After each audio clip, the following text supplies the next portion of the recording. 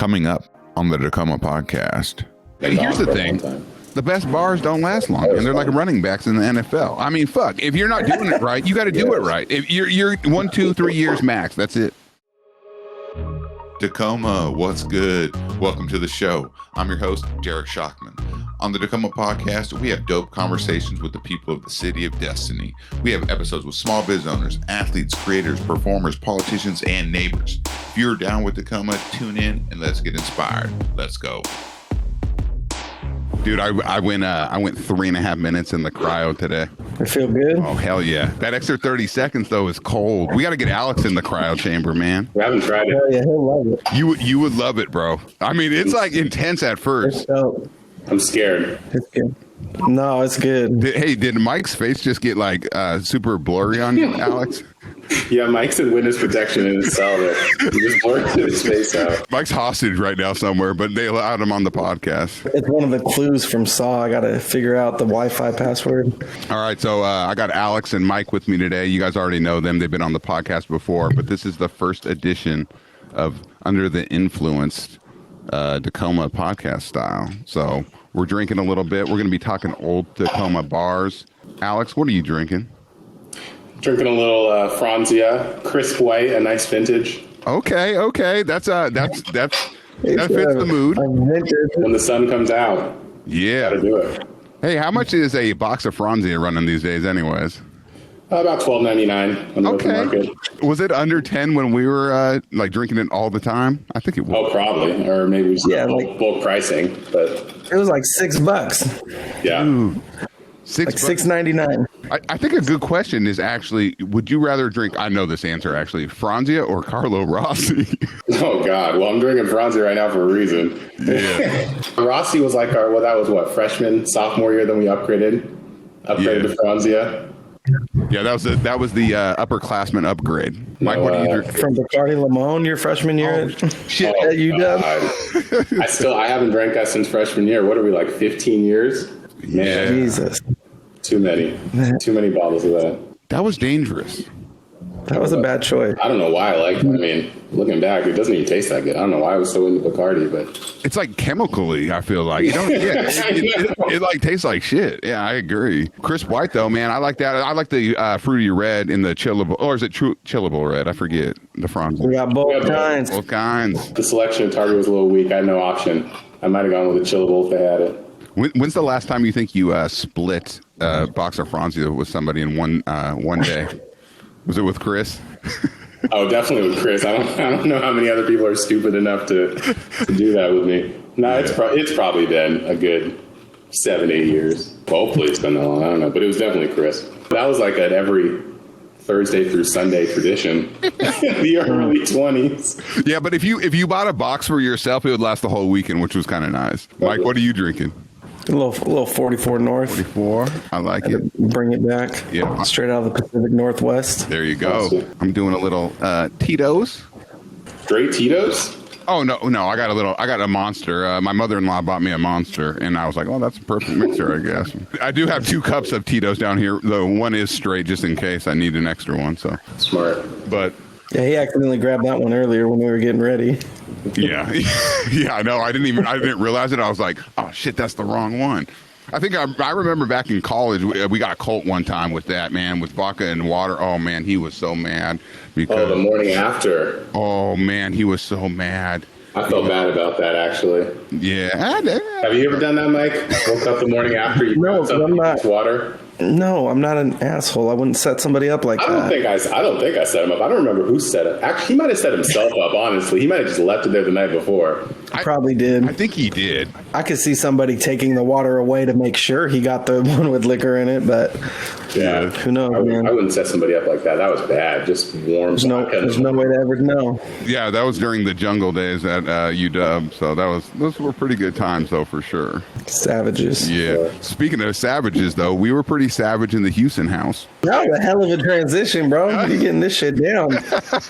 Killing this shit. I don't think you guys were ready for that transition. No. I like that. I was just impressed. I sat back, started watching. Yeah, I'll give the people a little background about the Huson house. So Alex and Mike and I, we had a house that we rented on North Huson, 2008, 2009. Curtis, Mike's brother, was with us, but he was barely there, I feel like. But so it was really just us three, I think. But I think our rent was like $1,200 split 4 ways, and then we had like some utilities and cable. I remember cutting checks to Mike for like $322, and I was like, fuck yeah. Like, you know, that was amazing. What would you, I would do, man, that would just be amazing. You would do some horrible things for that kind of rent these days. Oh, yeah, for sure. Just out the door at $322. Yeah, for a guy that didn't have any money, I fucking sure as hell felt like I did at that time. Shit, man, that was awesome. Oh, paying that and rent and then having money to go to the Tacoma bars every day for cheap. I mean, we were living the dream. Yeah, yeah. Even though I would have to commute to Seattle, I think you were going to like Issaquah Shock from Tacoma. It was brutal.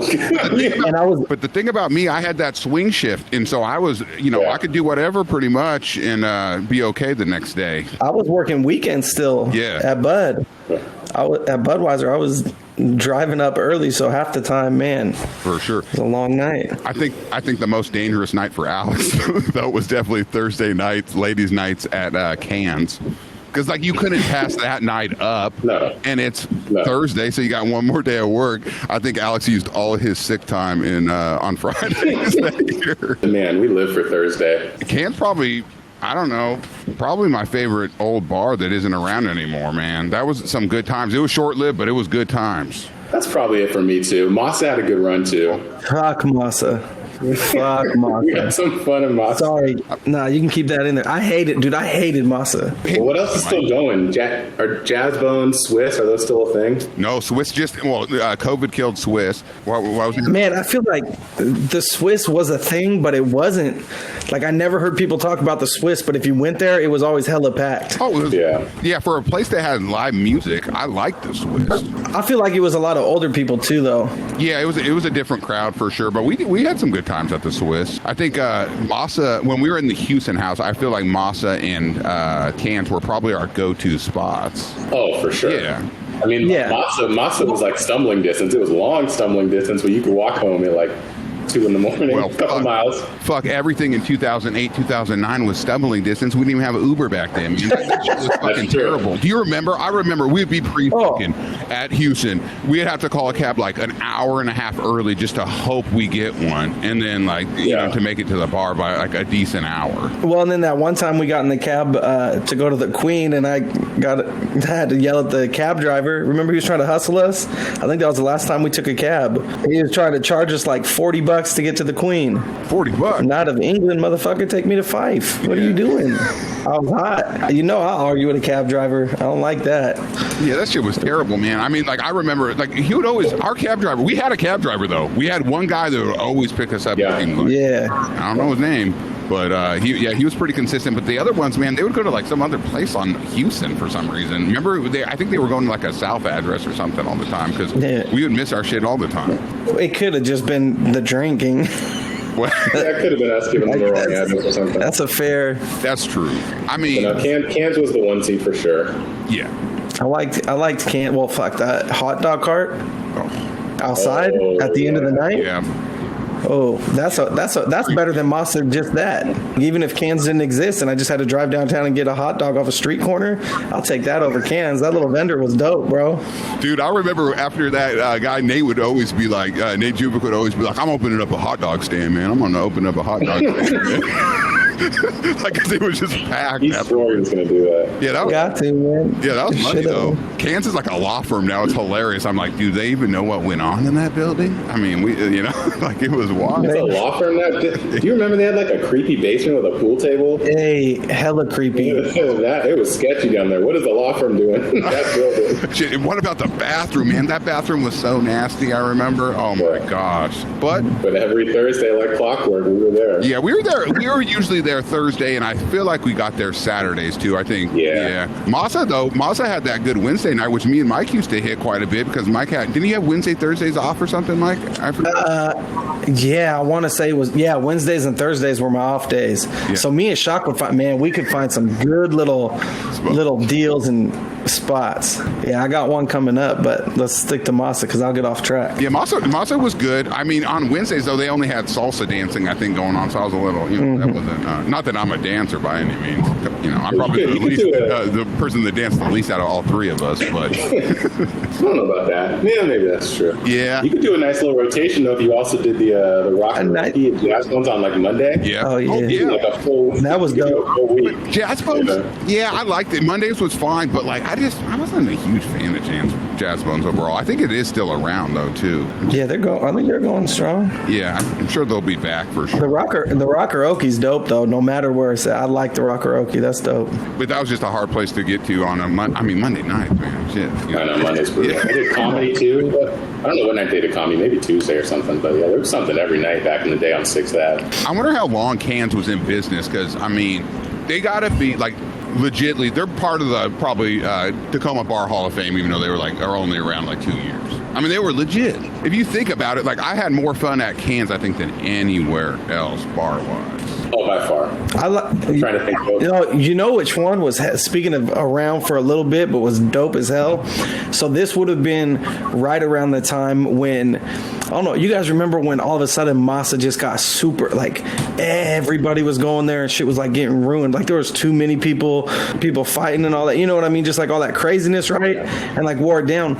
So the building that's DOA now, there was a little bar there for like, what?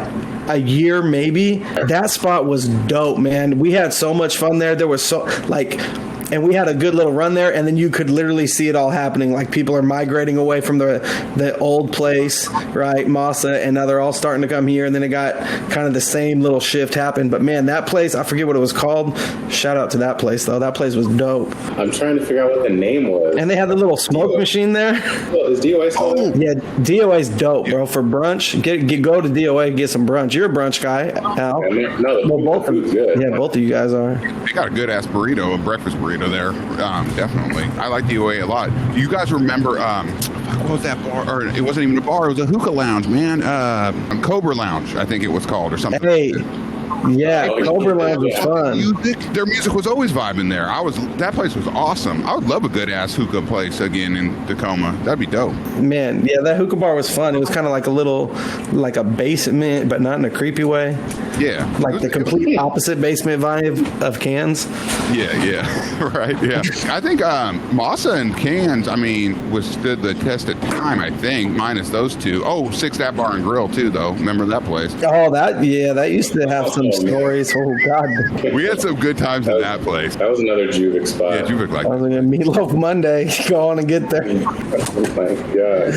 The one that the unicorn. Oh fuck yes, the unicorn. Yeah, unicorns. Unicorn's one of my favorites. I like more dive-ish type bars. I love the unicorn. The unicorn's still around too.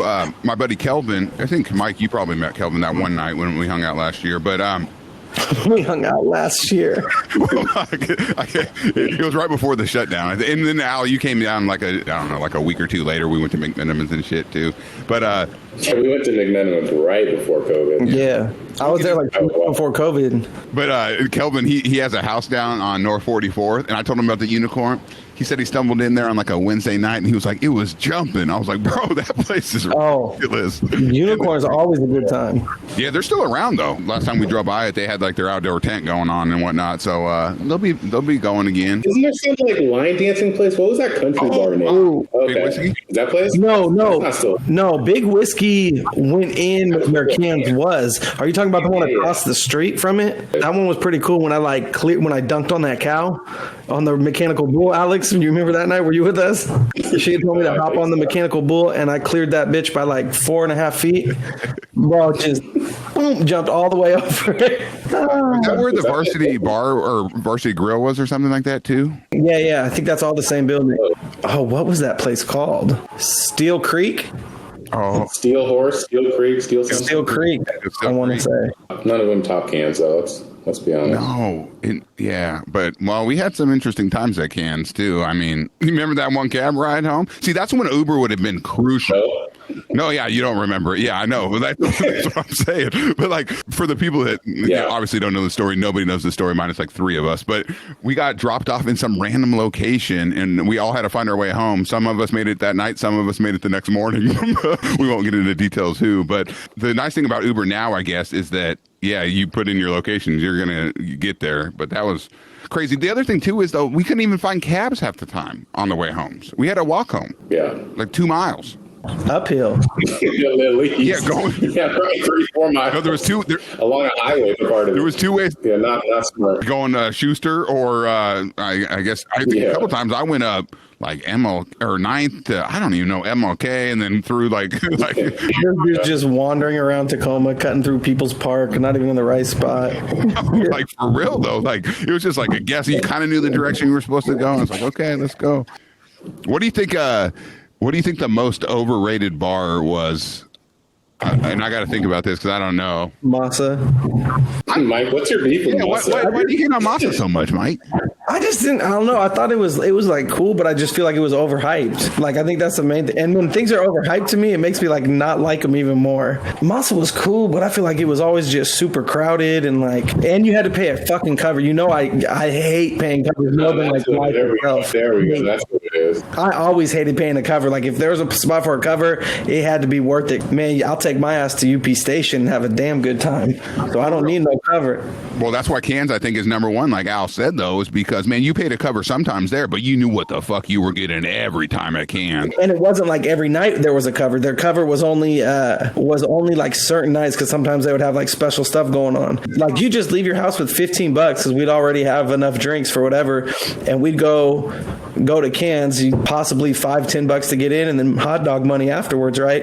Yep. But half the time too, when we'd be going, especially on the nights when I was working the next morning early, I'd be driving everybody at the end of the night sometimes. But also when we didn't, we'd go there on like the random ladies' nights on like the Wednesday or whatever day it was. Like Rashina and her friends would come and people would like be buying them drinks and they just come walk over and like hand it to us, and people would be getting so mad. She just keeps bringing Ron Rio and diets to Shock for no reason. Oh, Ron Rio. Yeah. Oh, fuck, Ron. Ron, man. Is Forum still open? Oh, Forum. Because I don't know. I only went there. I don't feel like I went there that many times, but I was kind of not that impressed. I think that'd be kind of high on my overrated list. O'Malley's. That's my that's one of my most underrated places though. That would rescue us if we were having a shitty night at Masa or Jazz Bones. Yep. O'Malley's is a spot. Cold Reliable. Yeah. Cold Reliable. Hey, you know what? A little underrated. And Alex, you were with us the night I found out how underrated it was. But Crown Bar. Oh.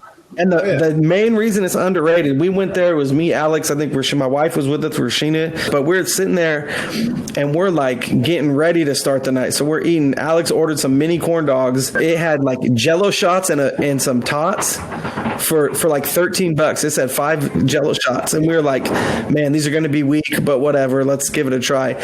Bro, these were legit ass, full ass, strong Jello shots, like 2 pounds of tots. And Alex had like 37 miniature corn dogs to try to eat through, and they came with the heat, man. Their drinks are strong. Like that's a good place. Anytime you can get strong drinks for cheap is good. My most underrated place, I don't even think it's in Tacoma. It would be the UP Station. Mike, you mentioned it earlier. That place is fun, man. Like just a dive, but like a lot of fun. Because the drinks are so fucking strong too. Yeah, you know it's a dive. I think the actual definition of a dive is it's one of the only bars I've ever known in my life that had guys' night. You remember that shit, Shock? When we were in college, UW and Central would always go back like a month later than most of the other schools. So me and Shock were down here. We'd go there on like a Tuesday night for like guys' night, and we're getting like 50-cent drinks, and it was man. We walked home that night all the way back across, and you lost the flip flop. I know. It's like, dude, we walked all the way back. Was that to your parents' house? Fuck. I think we were supposed to go back to your house, but we were like, fuck this, man. I'm drunk. Let's just go home and get to bed. So we stopped off first. We got to my parents' house. That's the one thing that people like, especially 22-year-olds, like my sister Maddie, like, you got to appreciate this shit. Uber. Like, man, we would get stuck all the time after bars like that. I walk all day. A good one that's not in Tacoma, but this, man, Al, we could have a whole episode just on this one, Shock. If you need it, come back and fill a spot. Let me tell you, champions, bro, in Lakewood. Oh my god. Champions. Oh my! I don't know how I lived through the Champions phase. Literally, that was the most reckless place it was awesome. It was the height of like recklessness and invincibility. Like when you're young and you just don't care. Did you ever go there, Scott? I think, you know what, randomly, I think I took Irwin there with me and him because he came down to Tacoma, and we were, you know, this was like right after college or maybe in college, I can't remember, and we were at my parents' house, and I was like, fuck, I don't know where we're gonna go that's kind of semi-close, you know, just down Bridge. It was because it was in Lakewood, right? Yeah, it was in like a food court in Lakewood. You know, we didn't really utilize when we were at the Huson house, but I know, Al, you did when you were on North 9th was Hank's bar. Hank's. Oh yeah, Hank's underrated for sure. That's still going. Oh yeah, Hank's is legit. It's kind of stupid. That would have been like semi-convenient for us, but that probably wasn't our vibe. We were too reckless for Hank's. Hank's is a little classier. Yeah, for sure. Maybe not classy, a little more low key. That would have been like a just drinking, not trying to dance and be. Yeah, we were definitely looking for like more the good music, the dancing and whatnot, even though I didn't really dance, like I said, but I'll just be that guy on the corner. Just, you know what the problem is with me with dancing is that I have a very small sweet spot. If I'm like not drunk enough, I'm not doing it. And if I'm too drunk, I'm not doing it either. So like my window is about 15 to 20 minutes. No, that sounds right.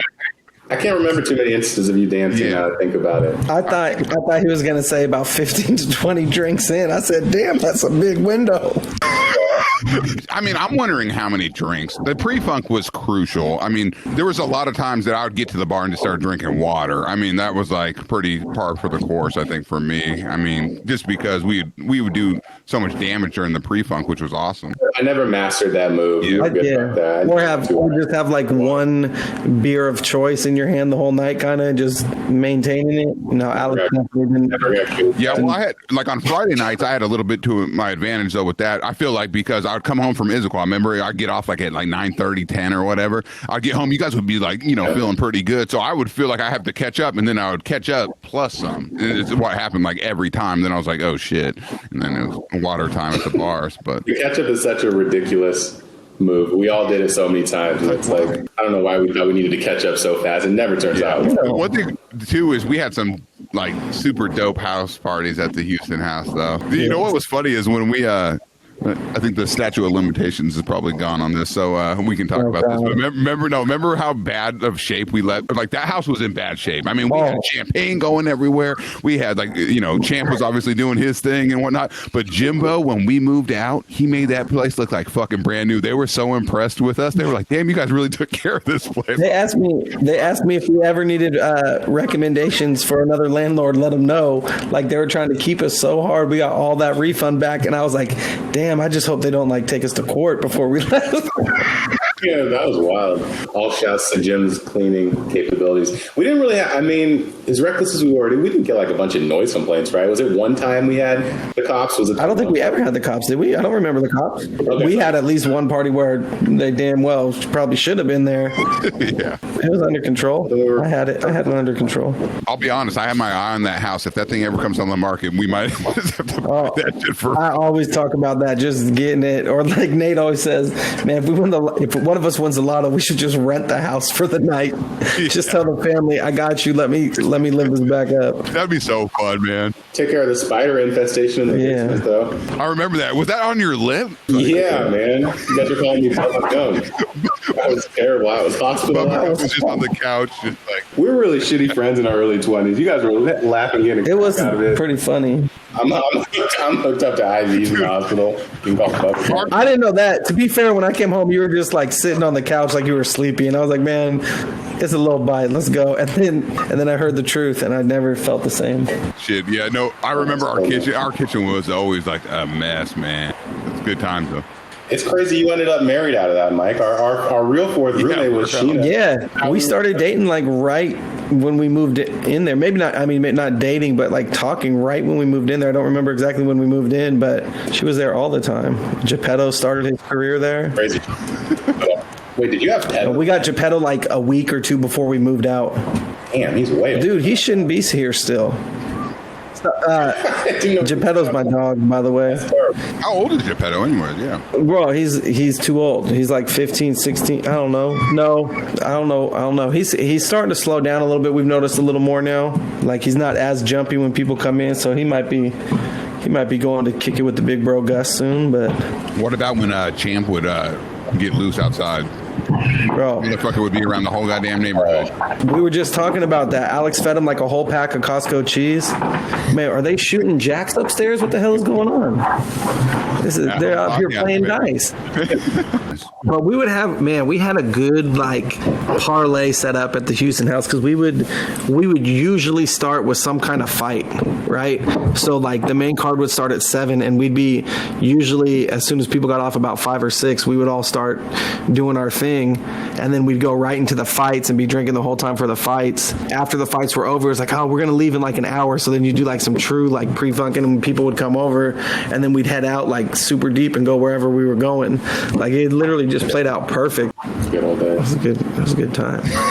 Yeah, for sure. Could you imagine trying to put down what you put down back then? Like try to drink one night's worth of what you did? I don't think I could do like a night over the course of a whole day. Yeah. We drank a lot. I just mean like not even if we're going 3 or 4 days a week, but I just mean like when we were gonna drink, like man. That was me and Al right when we moved to Seattle after the Huson house. Even though I met Leanne super quick, so then that kind of went away. But we were out like 4 or 5 days. I feel like we were out every night for a minute. I was like, oh my god, like this is hard. It kind of transitioned. It might have even like amped up a little bit there for a bit, and then you met Leanne. So and you guys went big every night when you go out? Oh, yeah. Al, I think I told this, I told this story before, and there was one night where it was Saturday night, and Al was like trying to force me to go out. I think you probably already had fucking a liter of Franzia. I was like, fuck, man, I'm tired, man. It's Saturday night. We already been out for 3 or 4 nights, and he drug my ass out, and that's when I met Leanne, though, so, I was like super pumped about that, but I remember that. I was like, fuck, I don't want to go out, man. I'm tired, fuck. And then remember, what was that place called? No. Oh, fuck. Oh, that place was wild. There was some nasty stuff happening.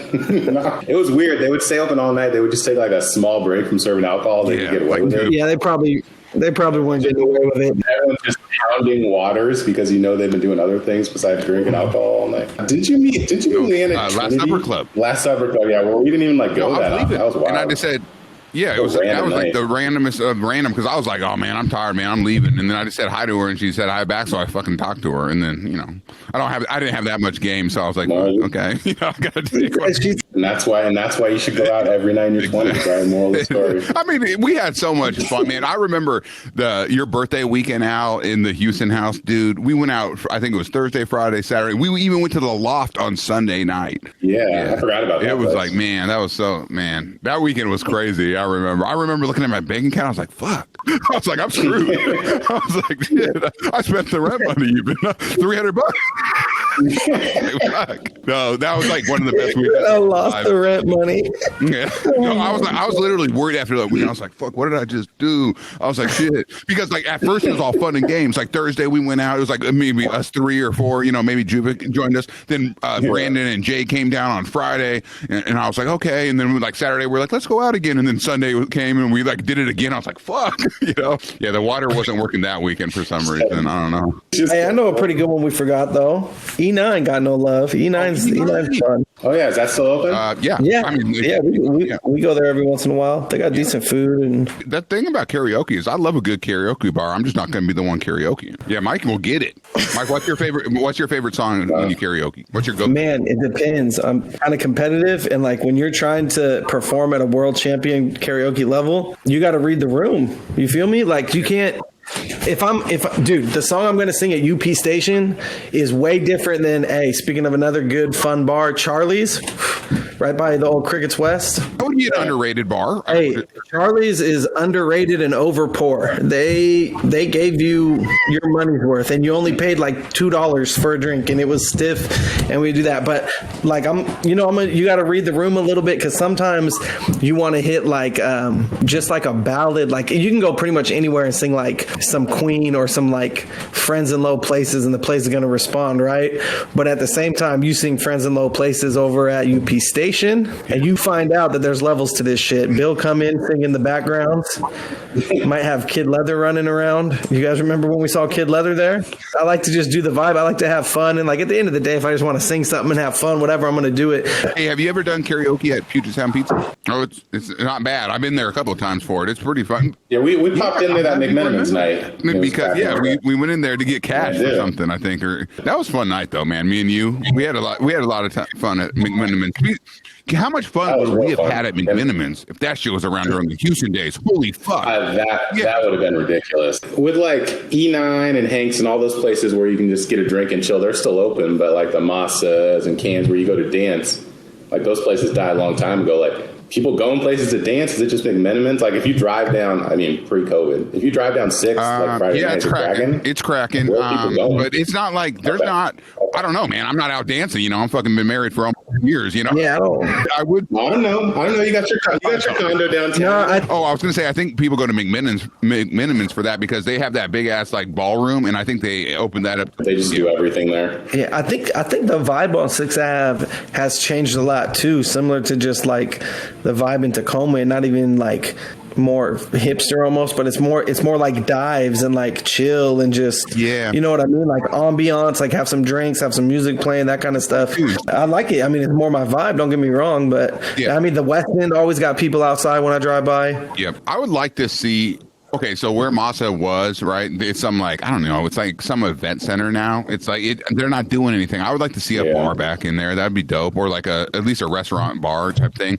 But the one thing I was going to ask you guys this actually after Mike was talking about breweries and stuff, like overrated, underrated question. Breweries, right? Are they overrated or underrated? Because for me, they're overrated. There's so many fucking breweries. I'm just kind of like sick of breweries. I'd rather have a distillery, honestly, or like a place you can actually like have it like some music and stuff. Like breweries are just boring to me. I'll be honest. It's a hot take. That's Tacoma's the whole it's just brewery boring district. To me, man. It's like one, I don't drink that much beer, and two, like they don't. It's just like okay, you go and have a beer and eat some like okay food, and then you bounce. Like it's like okay. The beer thing. I mean, that's kind of why it's not really for me.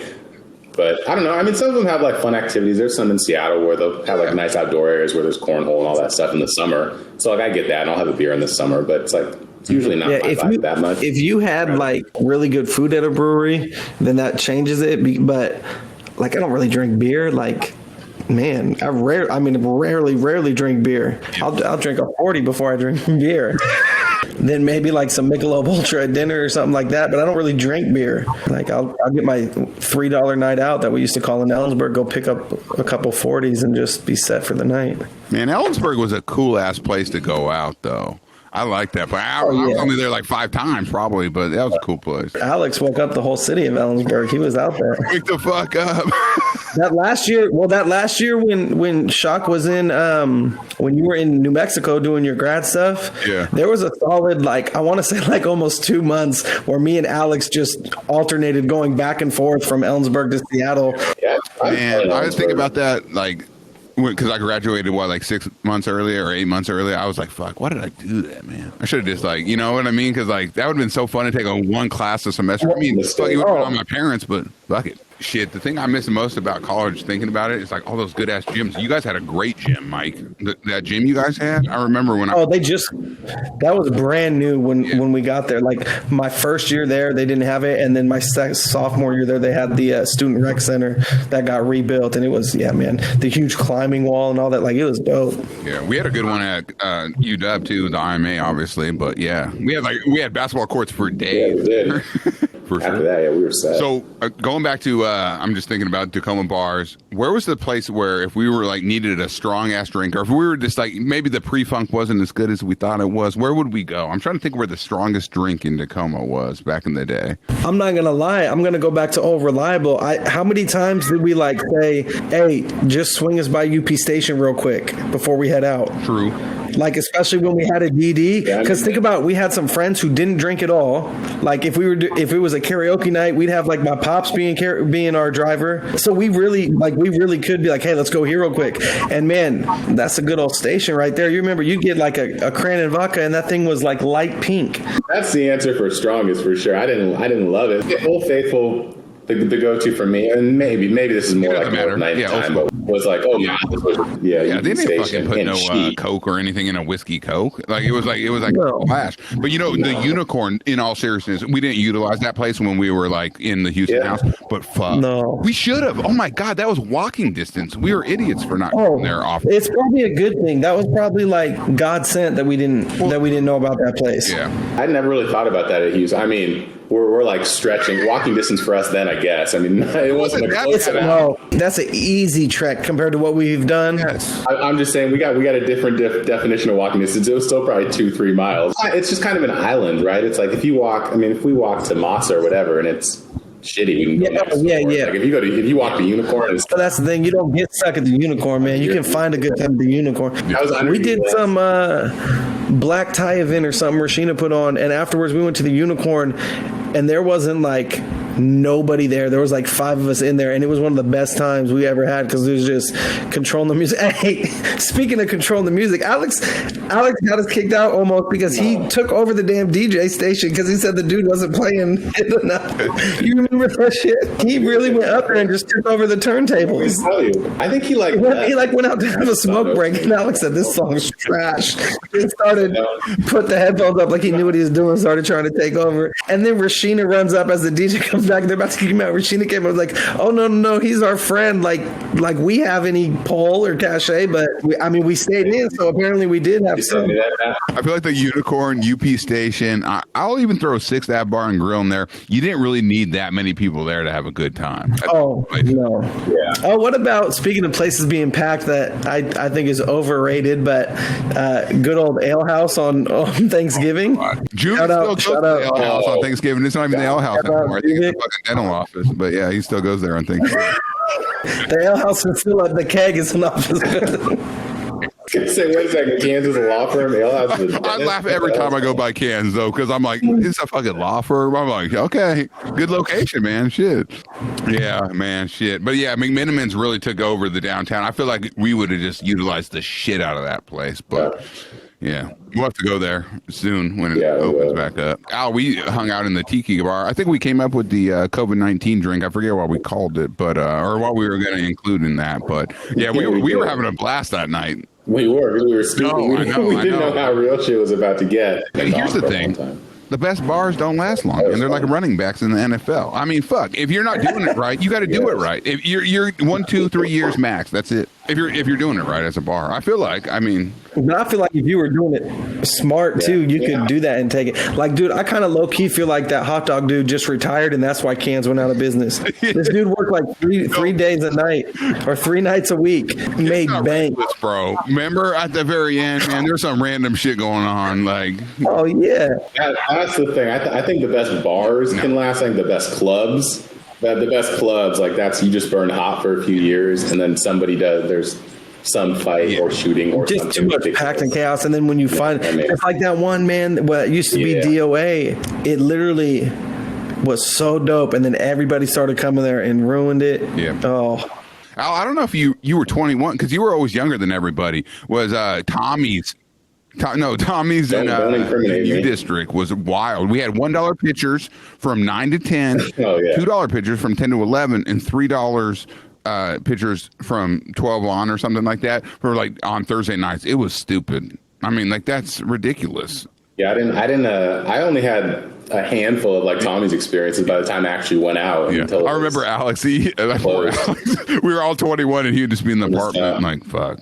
I was just a good studious college kid, just doing that. No, I'm kidding. I was still finding my ways to be a menace, but no, I did miss out on the good 2-3 year bar run with like you and Irwin. I was a senior in college when I turned 21. I know. Yeah, you were 21 in freshman year.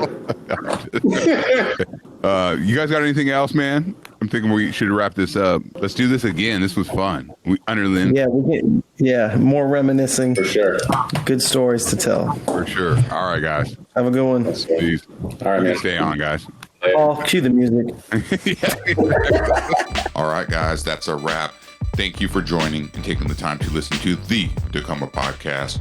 If you were down with this episode, I'd be super pumped if you subscribe. Also, if inclined, please drop a review and share the pod with a friend. I'll catch you on the next one. Thanks again. Peace.